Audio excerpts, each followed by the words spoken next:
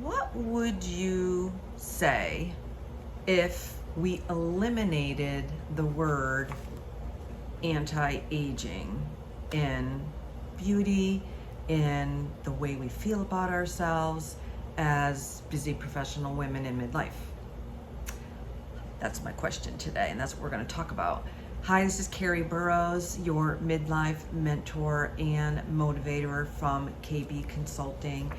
I am a certified health and life coach, and I help guide women to reclaim their energy, balance, and joy as they're going through this transition in life. And have you been noticing a lot of people showing their gray hair, going gray, either people in fashion either loving it or not liking it?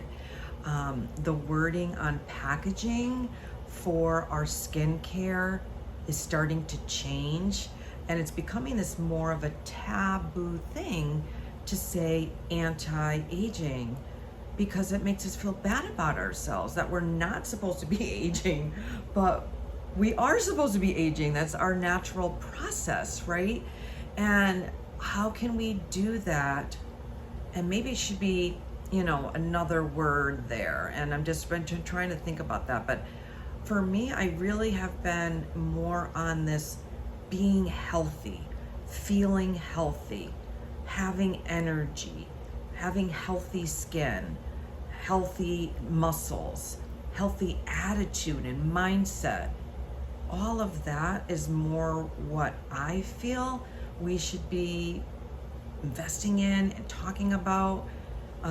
Though, yes, vainly I'm a woman, and I'm a feminine woman, and I love makeup, and I love hair, and I love fashion, and I love all of those things. That makes me a woman, but I want to be healthy as I'm aging. Or do you see, like they say, like aging gracefully? I'm not quite sure what that means. I just don't know what that means, to age gracefully. I'm putting that out to you guys. So I found this great article in Prevention Magazine, and I wanted to talk about it because that's kind of what they're talking about. And they did it by talking to dermatologists, experts that are in for our skin, doctors that do help women in menopause, registered dietitians, right, that help us fuel our body as we age, and the tips that can help us not only just look our best, but feel our best, mind, body, and soul. And that's how I coach. I coach to the whole woman, not the problem, because we are all connected. Our mind, heart, and body are all one, and we need to take care of the whole circle. So these are some of the recommendations for us to age healthy.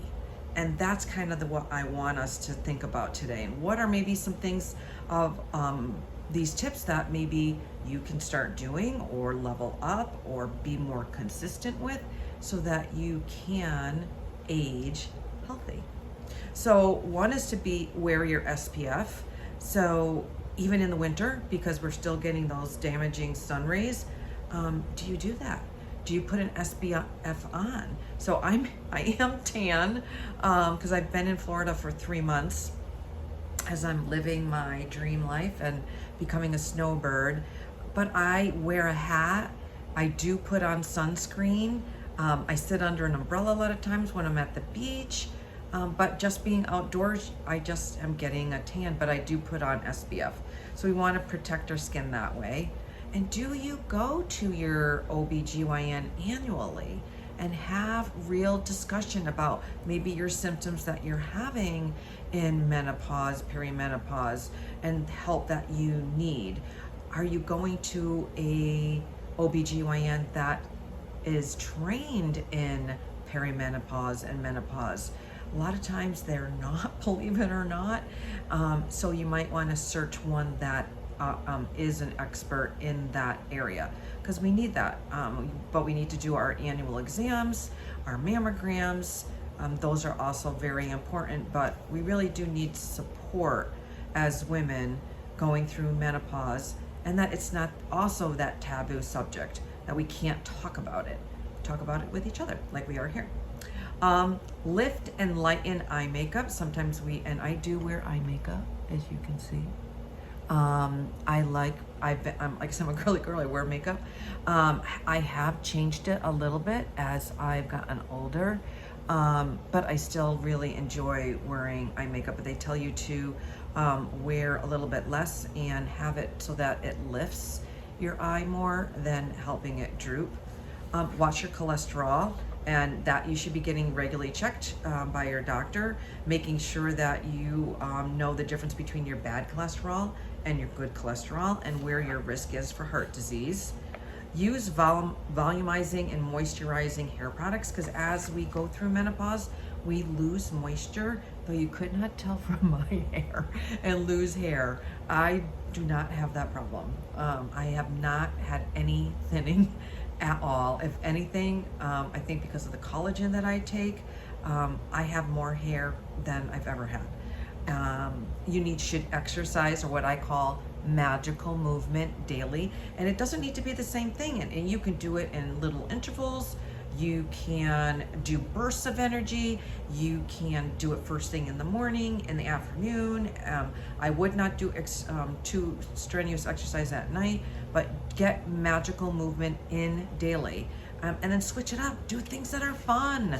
Go for a walk with a girlfriend, try swimming, kayaking, dancing, ballroom dancing, anything that will get you energized and have you stick to it and move your body differently, because our body also gets used to using those same muscles. So you want to mix it up. Take a yoga class, Pilates, stretching, any of those things to move your body. Precisely apply contour. So again, going back to a dermatologist, and how we apply our makeup. So applying it more to our contour our cheeks, so it brings that look up and makes us look thinner and more energy and more vibrant. So I just use a bronzer and a little bit of blush on my upper cheeks, and that's how I try to stay that vibrant looking. Stay hydrated. Yes. Do you drink half of your body weight in ounces in water a day, and more if you're drinking caffeine, more if you're exercising, more if you are in heat, and sweating? So are you drinking enough water? Most people do not. And when you think you are, I would love for you to measure it and really see if you are really meeting that goal. Tend to your mental health, and we've talked a lot about this. And for me, I found it so important as I went through and I'm still going through losing my son, that there was not enough tools in my toolbox to prepare me for that. And I really had to invest in my mental health. And I do see how I was able to heal because I invested in my mental health. With support, I had a therapist, my own meditation, my morning practice, my evening practice, my gratitude practice, getting out in nature, reading, doing positive things, connecting with friends and family, not isolating myself. Those are the things that worked for me. But I'm on top of mind to my mental wellness, and I invest in it every day. It's like taking your vitamins or whatever every day. So look at that. Are you doing that? So we're going back to our makeup. Don't overdo the powder. So a lot of times they would say, oh, you should be powdering your face, powdering your nose, right? So that your face doesn't look oily. But at our age, we're having less oil making in our face. And so when we put on the powder, it sinks into our fine lines and wrinkles and actually makes them more pronounced. So don't do that. And educate yourself on menopause, and that's what I try to do for you guys. If you are not part of the Fabulously Balancing Midlife Facebook group, please join. I share information there a lot. You can also go to my other YouTube videos and learn little nuggets that you could apply, but the more that you're educated, the more that you can serve yourself. take a calcium supplement. So important. And I've shared this in a previous video, I have osteopenia. Oh, I have a garbage truck going by. I'm so sorry. There they go. So taking a good quality calcium supplement, but calcium only works when it's supported with the other nutrients. So it needs D3, it needs K2, it needs MK7, and then it needs sometimes other supplements or other herbs to get it to absorb into your bones. You can find that it's floating around in your bloodstream, and maybe some of your cells, but it's not getting down into the bones. We need it to be into the bones. So taking a good calcium supplement and getting out in that sunshine. Embrace your grays. So we're going to get older, and that's one of the things is that we're going to get gray hair. So not that you have to go totally gray, but know that you're gonna get them. They're gonna be popping up. It's just part of that thing, and either, like I said, embrace it. That's part of it. Drink green tea. Now this is something that I did just currently really dive into on a daily practice. So it's one of those things I did, I've always had it, but actually all of the research that I've been reading about green tea for women in menopause, there's so many health benefits, and it helps in losing belly fat, which I am trying to do right now because I'm tired of that jelly belly, but it helps our metabolism, it helps inflammation, all of those things. So green tea, and I love the taste of it also, and make sure it's a good organic green tea. So be careful with that. And you can find them decaffeinated as well, but also make sure it's good quality. Get ample sleep. You know me, I am your sleep expert, and it was the one thing that really made me crazy during my perimenopause time and really tanked my health, and why I actually became a health and life coach, so I could help other women with their sleep. So I found holistically, naturally, how to cure my sleep, because my doctors just wanted to give me pills, and I didn't want to do that. Limit your alcohol. So I'm not going to tell you don't drink. I still enjoy a beautiful glass of wine on the weekend, or a really delicious effervescence cocktail.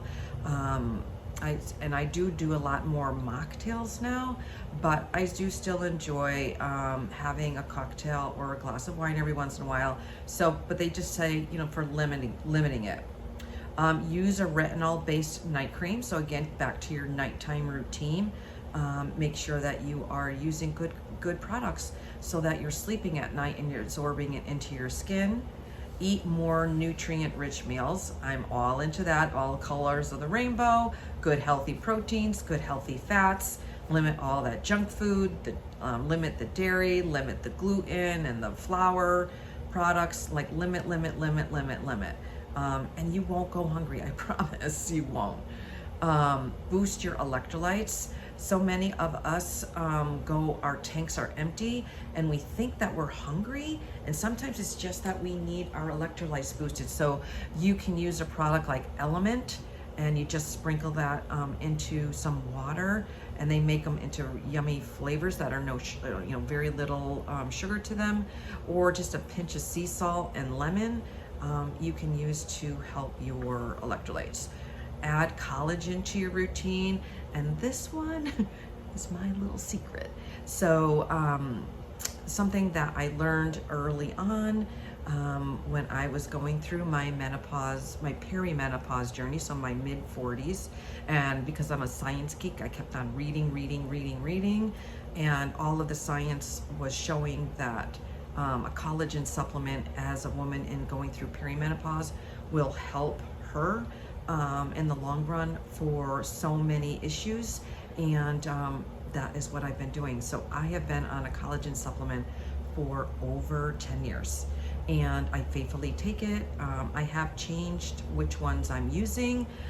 There are a lot on the market. You want to get one that is high quality, good source. I like a marine source versus a bovine sourced, And I also want one that's going to help my body absorb the collagen, so ones that have good essential oils and other products in it, and one that has at least 8 to 10 of the amino acid collagens in it. So some of them only have like 2.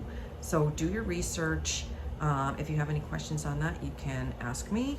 Exfoliate regularly. I also do this. I do that on my body and on my skin once a week. So that's also good. Limit your sugar intake. I also do this, though I did have ice cream the other night with some hot fudge sundae on it, and but it's probably all I'll have for a month. But I did have that, and it was really good. Don't forget about your hands and your neck. So again, moisturize and exfoliate them as well. And then, consider doing like a peel or massages or lymphatic drainage to help with us as we are going to be aging healthy. And so that is my talk to you today. Great tips from some other experts, and my own feeling about some of them. And I like the thing about maybe not saying anti-aging anymore, because I think we should embrace it, and it's a good thing. And we have a lot to offer the world if we stand in our own presence, believe in ourselves, invest in ourselves, and age healthy. So my heart to you, as always. Tune into this channel, and again, I'll put the link to join the Fabulously Balancing Midlife Ladies. I'll also put a link. I do a monthly newsletter, and I would love to see you there.